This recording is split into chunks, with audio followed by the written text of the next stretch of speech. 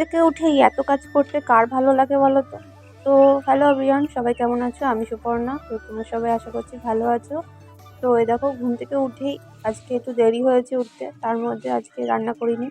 তো উঠেই তার চটপট করে রুটি করে নিলাম, তো বর যাবে কাজে, তো ওর জন্য একটু রুটি তরকারি করে দিয়ে দিলাম।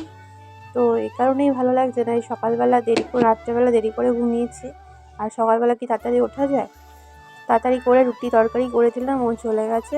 এবার আমাদের জন্য কিছু রুটি করে নিলাম, আর আমি ফ্রেশ হওয়ারও টাইম পাইনি। এই যে এখন মুখ চুখ ধুয়ে নিলাম, আর এই যে এটা একটু খেয়ে নেবো এবার।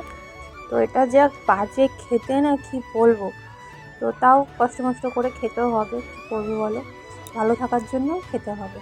তো এত বাজে, দেখো আমার মুখটা দেখেই বুঝতে পারবে তোমরা, এত বাজে। এক ঢুকে খেয়ে নিতে হলো, নাহলে কিন্তু একদম মানে খাওয়াই যায় না, কি বলবো। তারপর একটু জল খেয়ে নিলাম।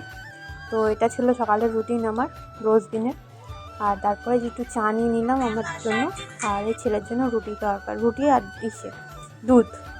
তো ছেলে খাবে, আর আমার জন্য চা আর বিস্কিট। তো এটা ছিল সকালের খাবার। তো এই দেখো আমার ছেলে, বিছানাটা আমি গুছিয়ে রেখে গেছি, আরও কী অবস্থা করেছে দেখো, বসে বসে টিভি দেখছি। আমি বলছি তুই এগুলো কী করেছিস, চুপ করে বসে রয়েছে।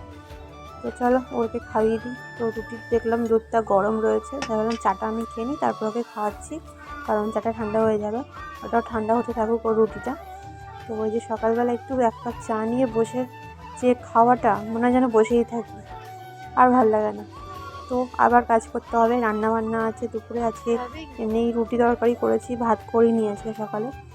তো এরপরেও আবার রান্না করতে হবে, ছেলে খাবে, আমি খাবো। তো ওকে চটপট খাইয়ে দিই, তারপরে আবার কাজে লাগতে হবে। তো কেমন লাগলো ব্লগটা? ভালো লাগলে অবশ্যই লাইক কমেন্ট শেয়ার করো। Tata, bye bye.